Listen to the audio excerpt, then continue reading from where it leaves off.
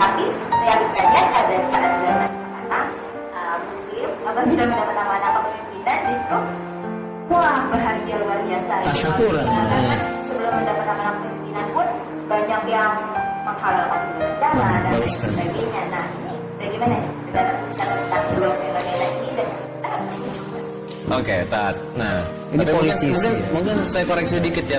Bukan muslimnya aja, hampir semua masyarakat Indonesia atau mungkin secara lebih luas ya. Bukan hanya orang. Jadi gimana, Tat? Pada zaman dahulu ketika orang diberikan amanah sebagai seorang pemimpin, itu malah bersedih, menganggap itu sebagai musibah, innalillah, atau mungkin merasa bahwa itu adalah benar-benar beban buat dia, saking belum dipikul aja udah merasa itu berat, sampai tersedih. Beda dengan kontras banget dengan di zaman sekarang, kalau menang gitu ya langsung wah alhamdulillah, tasakuran, syukuran gitu dan segala macam. Gimana, Tat? Umar bin Khattab radhiyallahu anhu adalah Amirul Mukminin, pengganti Abu Bakar As-Siddiq. Pada akhir masa kepemimpinannya, dia mengumpulkan 6 orang sahabat untuk diminta musyawarah siapa yang akan menggantikan dirinya setelah dia meninggal. Ada orang yang mengusulkan kepada Sayyidina Umar, bagaimana kalau langsung saja ditunjuk anakmu Abdullah bin Umar yang menjadi pemimpin? Kata Umar, oh cukuplah dari keluarga Khattab itu Umar saja yang akan menanggung tanggung jawab yang besar ini. Karena tahu hakikat kepemimpinan. Jadi dunia ini ada dua wajah. Wajah yang wahnya, tampilan pemandangan luarnya, tapi ada hakikatnya. Umar tahu hakikat kepemimpinan itu bukan kehormatan, bukan kedudukan, bukan kemuliaan, tapi adalah beban yang sangat berat. Karena itu pahalanya juga besar ya. Di hari kiamat nanti ada 7 golongan yang mendapat perlindungan dari Allah. Yang pertama kali disebut Nabi adalah Al-Imamul Adil. Hadis Bukhari Muslim. Imam atau pemimpin yang adil. Nah, lalu bagaimana dengan kondisi sekarang? Orang-orang berlomba-lomba bahkan menghalalkan segala cara. Dalam tuntunan agama kita, siapa yang paling berambisi kepada kekuasaan, dia adalah orang yang paling tidak berhak untuk dipilih. Singkat sekali. Baik. Ya. Luar biasa, Tat. Ya, luar biasa. Ini juga mungkin bekal buat saya. Saya lagi nyalek juga. Dan niatnya harus ikhlas. Niatnya harus ikhlas. Harus lillahi ta'ala ya, Tat ya. Juga wajangan buat saya. Ada lagi yang bertanyakan? Tahan dulu, jangan bertanya dulu. Saya lagi yang mau nanya ke Ustaz. Tat, katanya Tat nih, orang yang memiliki jabatan, mungkin saya nyambungnya sama yang tadi ya, Tat ya. Kalau misalnya kita menjadi seorang pemimpin, itu lama dihisapnya itu. Gimana Tat? Ya tentu saja. Semakin banyak berkaitan dengan tanggung jawab dengan orang lain, maka hisapnya akan semakin berat.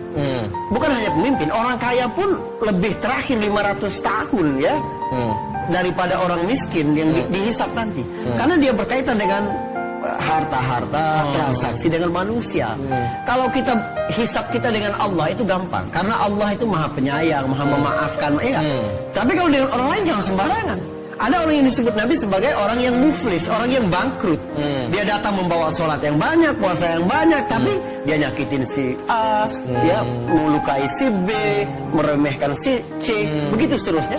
Sehingga pahala-pahalanya diambil. Makanya hisapnya lebih panjang. Lebih panjang ya, Tat ya. Tapi jangan takut, jangan dibatalin. Baik. Apa ini, Tat? Jangan dibatalin, Tat. Kalau ada niat untuk menjadi pemimpin ya. Ya, Masya Allah semuanya. Ada yang lagi mau ditanyain? Udah ada? Masih on the way pertanyaannya. Oke, kita tutup aja Tat ya. Kesimpulannya Tat gimana? Iya. Dalam Islam mengatur menjadi seorang pemimpin itu seperti apa? Tapi bagaimana kalau misalnya tiba-tiba saya nyalek nih Tat ya? Udah nyalek sih. Ya kan? Terus tiba-tiba, wah berambisi banget sih ini. Padahal kita niatnya udah nggak berambisi sama sekali. Tadi itu gimana? Tapi itu kan selalu salah satu tata cara untuk mengikuti gitu kan. Aturannya memang seperti itu. Gimana Tat? Yang paling tahu dengan diri kita adalah ya kita sendiri. Kita sendiri. Kita harus jaga benar-benar. Niat ini untuk berkhidmat, untuk memberikan hal yang bermanfaat untuk manusia. Gitu. Lalu di negara kita disediakan media-media bagaimana untuk memberikan kemanfaatan lebih itu melalui jalan legislatif misalnya. Maka kita gunakan itu. Tapi berambisi harus mati-matian aku harus jadi, nggak boleh. Jadi kepemimpinan dalam Islam itu adalah satu yang mulia sekaligus beban yang sangat berat. Karena itu tanggung jawabnya juga berat. Jadi bekal yang paling kuat adalah keikhlasan kepada Allah Subhanahu wa taala dan ingin memberi manfaat yang lebih kepada manusia. Oke, pertanyaan yang kedua Tat. Presiden yang menurut agama Islam itu pemimpin yang paling baik itu seperti apa tuh? Pemimpin yang paling baik dalam Islam, dia dapat dilihat dari dua sifat yang tadi kita sampaikan. Siapa yang paling amanah dan siapa yang paling punya kapabilitas di bidang itu, gitu ya. Jadi pilihlah nomor sekian. Gak boleh kampanye. Gak boleh kampanye sini Tat ya. Tapi kecuali saya Tat boleh kampanye. Baik. Ya, teman-teman sekalian, tidak boleh memilih pemimpin karena alasan kekeluargaan, karena alasan kepentingan, karena alasan dunia materi, nggak boleh. Kita memang mencari pemimpin adalah yang paling kita percaya dapat mengurus urusan orang ramai ini, dapat memberi kebaikan bagi umat dan bangsa ini dengan secara maksimal. Masya Allah. Silahkan kesimpulannya dari bagaimana kita menjadi sosok pemimpin baik diri kita, untuk keluarga kita, lingkungan kita, untuk bangsa kita, dan yang terakhir untuk agama kita. Gimana dalam Islam? Mungkin yang terakhir saya harus ingatkan kembali bahwa tema kepemimpinan ini bukan tentang calon presiden dan calon anggota legislatif saja, bukan. Tapi diri kita. Perhatikan siapa yang menjadi tanggung jawab kita dalam kehidupan. Karena kita adalah pemimpin bagi situ. Dan kita akan diminta pertanggungjawaban dari situ. Kepemimpinan adalah amanah sekaligus kemuliaan yang diberikan oleh Allah Subhanahu wa taala. Maka kita menyikapinya secara adil. Bukan berlebih-lebihan, bukan. Tidak boleh menolak jika dapat kesempatan untuk itu, tapi tidak boleh pula berambisi untuk mendapatkan itu. Masya Allah. Terima kasih Ustaz. Sama-sama Mas. Semoga ini bermanfaat buat kita semua, bahwa kita adalah pribadi pemimpin dari diri kita sendiri, dan semoga ini bermanfaat buat kita semua. Indahnya Islam, solusi buat kita semua. Assalamualaikum warahmatullahi wabarakatuh.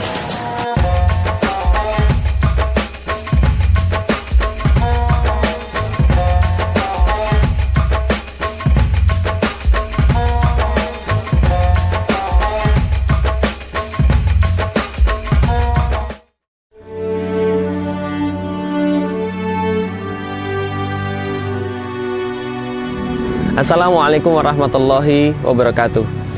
Allah berfirman di dalam Al-Quran, A'udzubillahi minasyaitonirrajim, Bismillahirrahmanirrahim. Al-yawma akmaltu lakum dinakum wa atmamtu alaikum ni'mati wa raditu lakumul Islam madina. Allah berfirman, pada hari ini telah kami sempurnakan agama kami, telah kami cukupkan bagi kalian nikmat daripada kami, dan telah kami ridhoi Islam sebagai satu-satunya agama buat kalian. Al-yauma akmal, sempurna, lengkap, selesai. Atmam, menyeluruh, meluas, dan menyegala.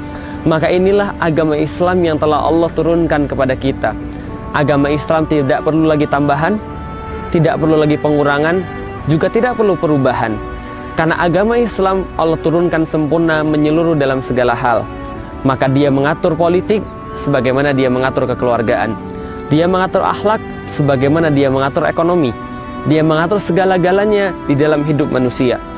Maka termasuk kepemimpinan juga sudah diturunkan aturannya oleh Allah Subhanahu wa taala. Bagaimana pemimpinnya itu pun sudah diturunkan oleh Allah Subhanahu wa taala. Ciri-ciri pemimpin yang baik, pemimpin seperti apa harus dipilih, pemimpin seperti apa harus kita angkat, kepemimpinan seperti apa harus ia pakai, semuanya sudah dirinci oleh Allah Subhanahu wa taala. Sehingga bukan hanya pemimpin yang amanah yang harus diwujudkan di dalam Islam, namun juga sebuah sistem kepemimpinan yang amanah. Pemimpin yang amanah di dalam Islam Rasulullah contohkan dengan dirinya. Rasulullah contohkan pula dengan khalifah setelahnya. Abu Bakar As-Siddiq, Umar bin Khattab, Utsman bin Affan, Ali bin Abu Thalib. Semua telah tercontohkan dengan sempurna pemimpin yang amanah. Dan sistem kepemimpinan yang amanah Rasul contohkan pula di dalam kehidupannya ketika beliau masih hidup di Madinah. Bagaimana beliau mengatur Madinah dengan syariat Allah, syariat Islam. Dilanjutkan oleh Khulafaur Rasyidin yang mereka mengatur Islam, mereka mengatur umatnya dengan Islam dengan sebuah sistem yang dinamakan dengan khilafah. Pemimpin amanah adalah khalifah, sistem kepemimpinan yang amanah adalah khilafah. Dan ketika kita menuduh bahwa Islam tidak punya sistem kepemimpinan yang khas, bahwa Rasul tidak menurunkan sistem kepemimpinan yang khas, sama saja ketika menuduh Allah tidak menurunkan Islam yang sempurna. Sama saja kita menuduh Rasulullah tidak mencontohkan yang menyeluruh dan menyempurna. Maka Islam sudah sempurna, tidak perlu tambahan, tidak perlu pengurangan, tidak perlu perubahan. Kita tidak perlu konsep dari luar. Kita hanya perlu konsep dari Islam, karena inilah konsep yang sempurna, yang tidak perlu lagi ada penambahan, tidak perlu ada pengurangan, dan tidak perlu ada perubahan. Adapun wasilahnya, adapun cara penerapannya boleh berubah, bahkan wajib berubah menurut zaman. Tapi esensi penerapannya, syariat Allah, semua sudah sempurna. Al-yauma akmaltu lakum dinakum wa atmamtu alaikum ni'mati wa raditu lakumul Islam madinah. Maka banggalah kita sebagai orang Islam yang punya konsep menyempurna, termasuk dalam pemimpin dan sistem kepemimpinan. Dan inilah yang tidak boleh hanya jadi teori, tapi juga harus jadi penerapan. Assalamualaikum warahmatullahi wabarakatuh.